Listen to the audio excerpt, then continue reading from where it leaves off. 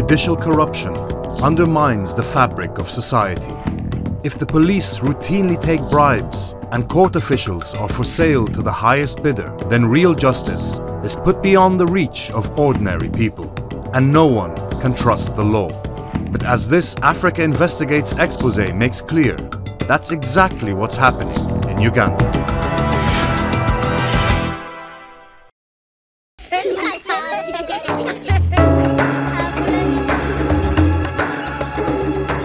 Kampala is the capital and largest city of Uganda. Home to over 1.5 million people, it buzzes with joys and woes. My name is Emmanuel Mutaiziwa. As an investigative journalist, my job is to get under the skin of the stories that drive this city and expose the truth behind many of the challenges that we face. In Uganda today, the media is full of stories about corruption, which has permeated every aspect of life, including health, education, and roads. In this film, I'll be investigating allegations that corruption has crept into one of the most sacred institutions in the land. Recent reports from Transparency International and Uganda's own Inspectorate of Government have pointed to worrying practices in Uganda's magistrate courts.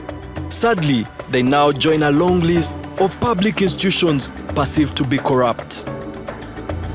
Now I want to show you how corruption is widespread in this country. We're right here at the outskirts of Kampala at Owino Market, and we're going to seek the opinions of the locals who work in this market. And you hear the word from the horse's mouth. When you're not aware of, as I have stated, you can't get justice. I can't hold and say there is no corruption in justice. It is typically there. Those who are well off can get lawyers, can bribe, and get whatever they want. Favors are given to the high-income earners, people with money, people with the necessary resources, to at least to bail out their cases.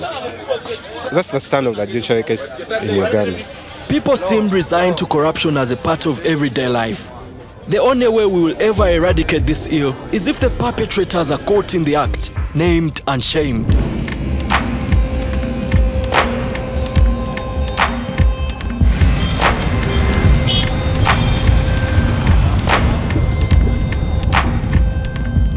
I'm making my way to Kasangati, a suburb north of Kampala.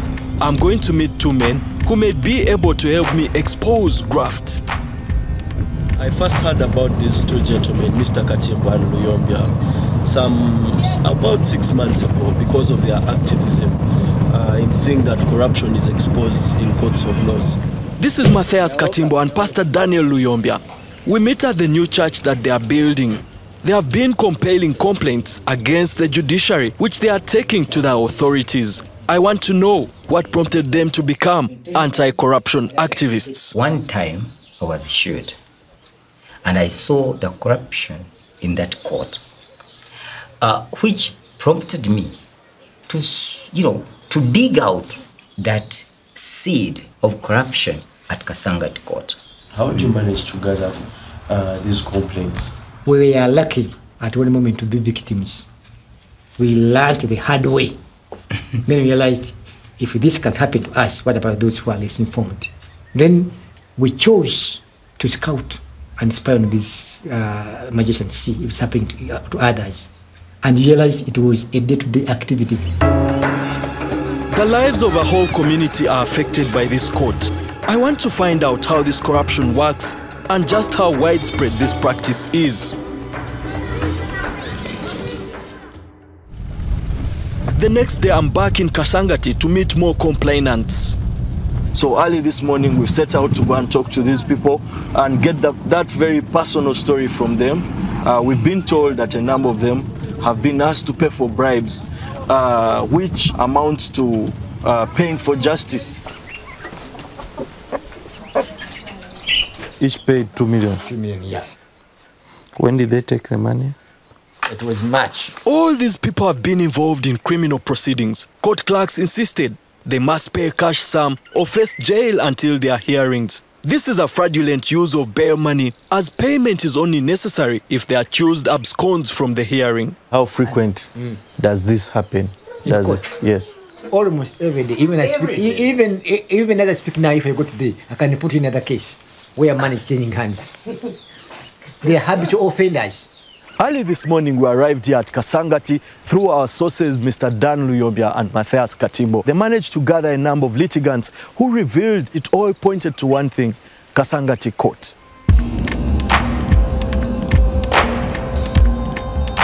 In 2013, the Kasangati Magistrate Court was investigated by the Anti-Corruption Coalition Uganda. As a result, a number of court clerks were fired and a magistrate was transferred. But I think something fishy is still going on. Methods of corruption can be sly and subtle. To catch this practice red-handed, I will need some covert tactics. I'm going to launch an undercover sting, so I have assembled a team of trusted friends. Investigative journalist Richard Wanambwa, health and safety expert Moses Zinga, Tom Muchibi, a journalist and documentary filmmaker, Ivan Okuda, just 21, but already responsible for some major stories, and Derek Lufunya, a human rights lawyer. Our plan is to present a case to the police.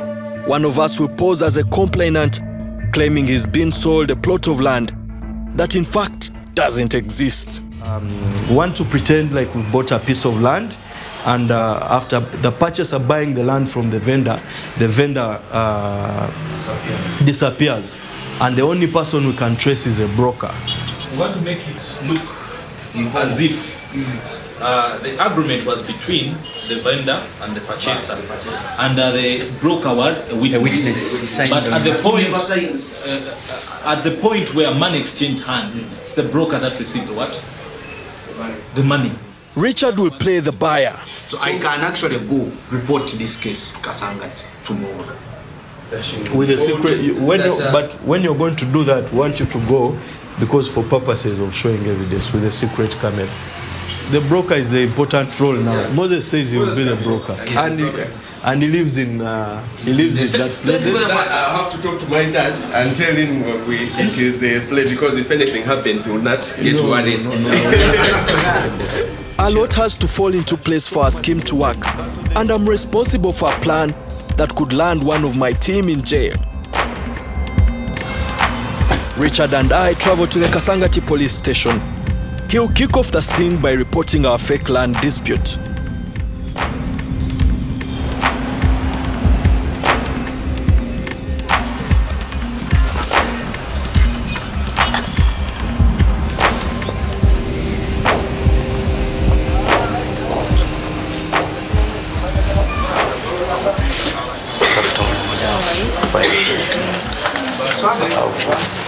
Come to report a case. Which case?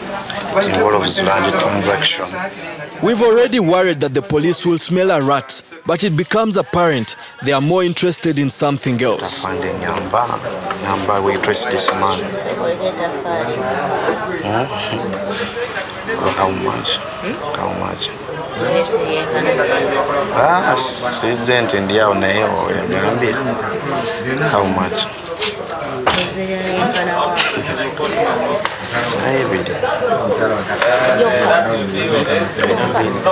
The policewoman is called Officer Nagai. She will help trace the missing land vendor, but only for a price. Oh, wait.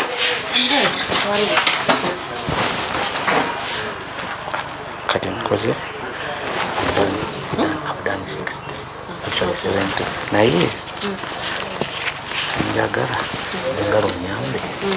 Just as so many regular people have described to me, the road to justice begins with a payment.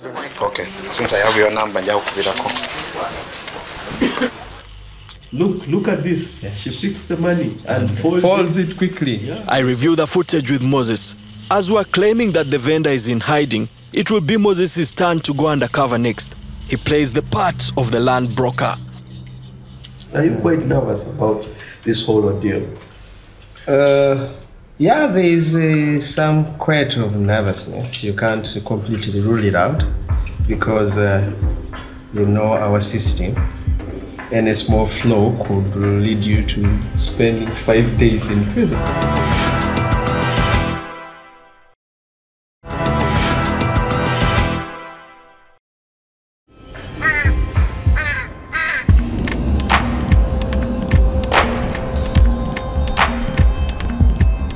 days go by and the police don't contact Moses. So we decide he should head to Kasangati police station and turn himself in. Ivan accompanies him wearing a covert camera. He will also put up bail should they try to arrest Moses.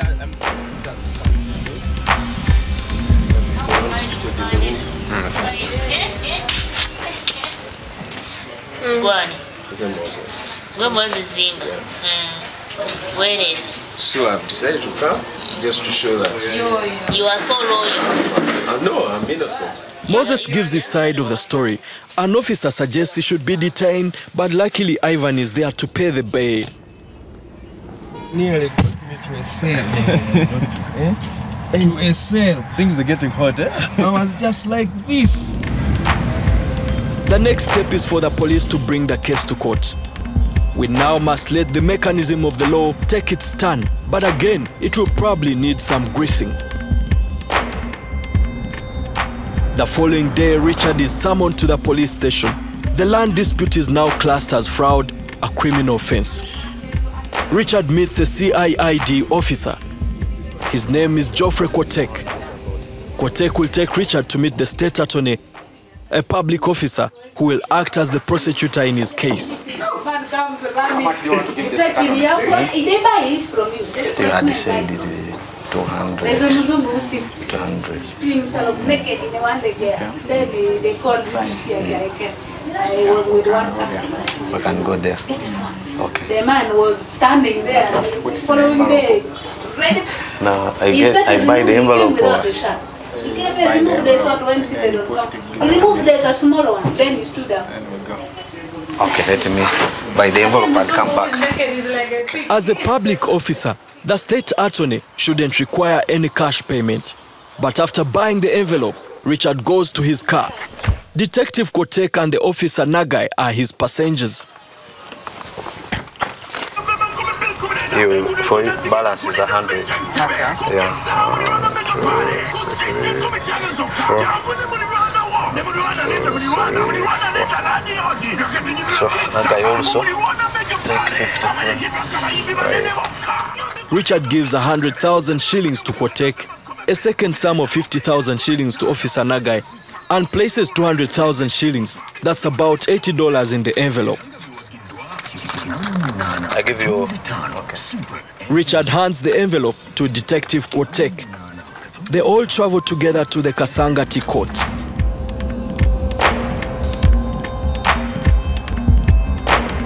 On arrival, both officers accompany Richard into the office of the state attorney, Rachel Bikole.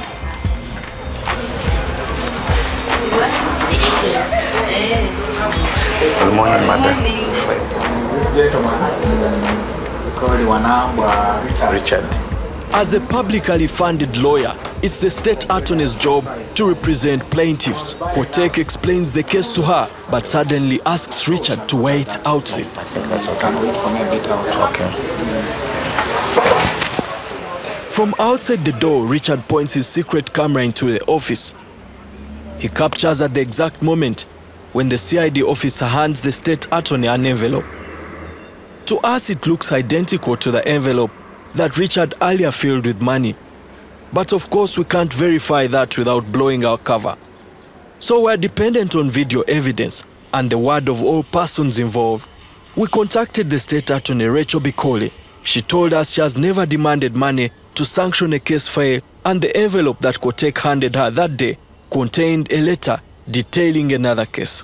She told us this was her very first meeting with Detective Kotek, and that subsequently the officer did not submit the case file.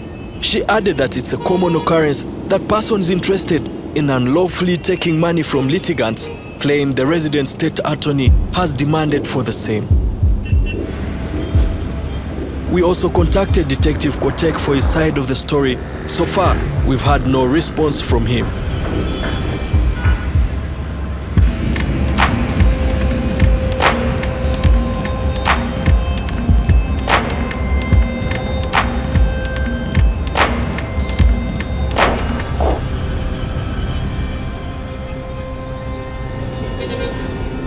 We decided to withdraw our fake land dispute. The chances of Moses going to jail just became too great. But our investigation into corruption at Kasangati Court is not over. You must remember that there's a hierarchy to this corruption. Now we're currently on our way to meet someone who may help us unravel graft at the highest level. The big fish at court are rarely charged with corruption. Many people suspect they protect themselves through lower-ranking intermediaries. But I'm meeting a man who may have a direct access to a magistrate. Asuman is facing charges of malicious damage to property. He claims they are false and that his opponents are bribing court officials to prosecute him. Musango guno guli ku poloti sengange je yawo omwana wange era baruwa gyolabyeko awo yave wa taata waffe atuzaala n'oyo mwannyinaze yali ekakasa poloti eno ani nannyiniyo. Asuman's sister owned a plot of land adjacent to his. 2 years ago, she fell ill and died. Her boyfriend blamed Asuman and summoned the mob. Mwami n'akunga abantu n'abategeeza nti nagula amayembe gegattaani mwannyinaze era omwami kennyini oyo giso n'akunga abantu ne bayokya amaka gange. Asuman was chased from his land and his late sister's house was occupied by people associated with her boyfriend. Asuman pressed charges of arson against them. Eventually the case was quashed and the accused launched a counter case against Asuman. He believes the magistrate was bribed and 2 days ago he went to meet him. Nagenda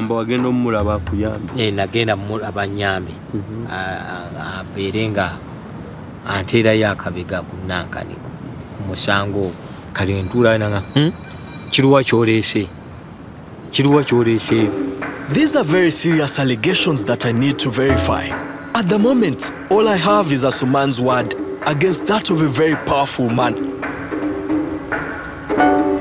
To further my investigation against this magistrate, I need to learn more about Asuman's case, so I return to Kasangati.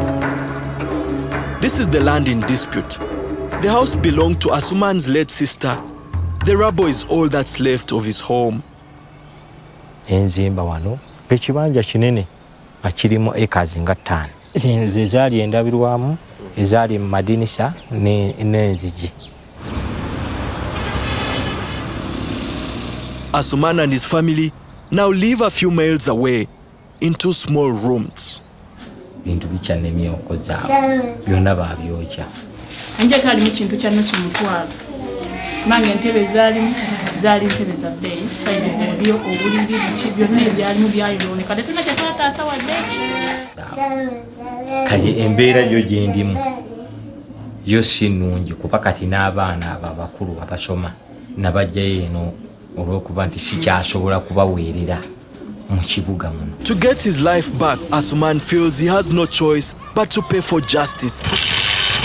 So he has resolved to give the magistrate the little money he has in the hope he will be cleared of the current charges and then be able to claim his land back. But before he goes into court, I fit Asuman with a covert camera and give him some training in its use. Given the nature of the camera, it's pretty difficult to capture a transaction. When he stands straight, there's a chance that perhaps he could miss that very important handshake. But when he bends, there's a likelihood that he gets him. We also give Asuman 2 of these yellow 50,000 shilling notes. He places them in his top left pocket. Kubanga bye batuyisizaamu nze ku lwange kati nze ndi omu naye bangi abakaaba kuwaawo. Everything now depends on Asuman. He's not a trained journalist and we've just one shot at this.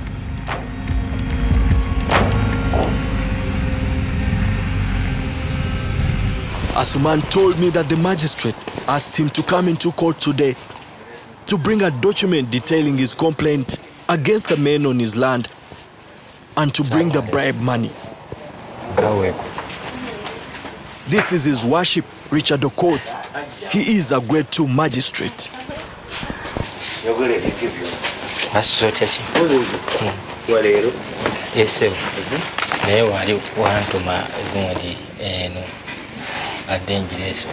That's the document that details Asuman's complaint. He told me yesterday that the magistrate instructed him to bring as much money as he could. He now has 100,000 shillings in his jacket pocket.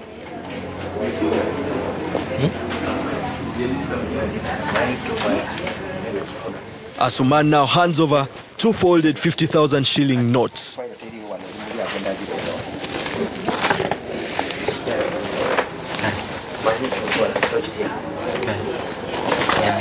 Although we have Asuman's word that Okoth requested this bribe, I think that evidence is strong enough to take to the authorities. We are going to show the Inspector of Government, a High Court judge herself, Justice Irene Mulyagonja, and we're going to show her clips with incriminating evidence of what we've been able to film through our undercover investigation. Justice Irene Mulyagonja heads the Inspectorate of Government, an independent institution mandated to eliminate corruption and the abuse of public office. Now, this is the magistrate at the court. Were you told which grade this magistrate is? Grade 2. A grade 2 magistrate. Okay. Section 2 of the Anti-Corruption Act prohibits public officers or any person from taking gratification or asking for gratification in return for a service. Unfortunately, in most cases, the report is made after the bribe has been given. This rent-taking in public institutions cuts across the board. Every place where public service is being provided by government. It's a public officer, he has committed a crime, and he should be prosecuted. I'm satisfied that with my video evidence, Justice Irene's office can launch a fresh investigation. But I also want to hear what the police say about their officers. It's quite unfortunate that you can see a police lady really taking a bribe just to enter a case. That is a conduct, of course, that we do condemn. Under such circumstances, we are going to serve her with a suspension later, pending investigation. And now with this very incident, our professional standards unit will definitely move in and you'll get to see results. Reprimanding a few officials may seem like a drop in the ocean in the face of Uganda's endemic corruption. But to feed their greed, these officials have been robbing this community for years. So I'm excited to reveal the success of our investigation to the people that really kick-started it. Very promising. Hey,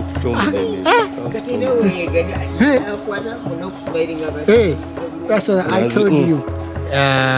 Sometimes these people are letting us down. Maybe the judiciary, or possibly they've got good fathers there. And they try to protect him all the time. I'm so happy because those are the people who has given us burden.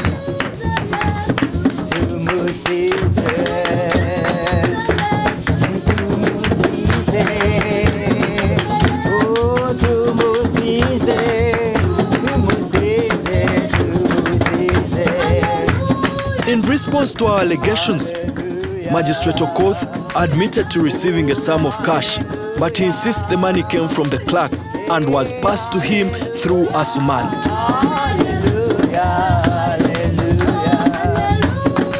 As long as ordinary Ugandans have little faith in their public servants, they will look for justice elsewhere. Through our undercover investigation, we have been able to expose corruption within Uganda's magistrates' courts and be able to take it to the country's highest authorities. But I really have to hand it to people like Katimbo, Luyombi and Asuman. Without their efforts, we could not have achieved much. As Ugandans, we must commend them for their brave fight of freeing this country from the shackles of corruption and bringing down the temples of injustice.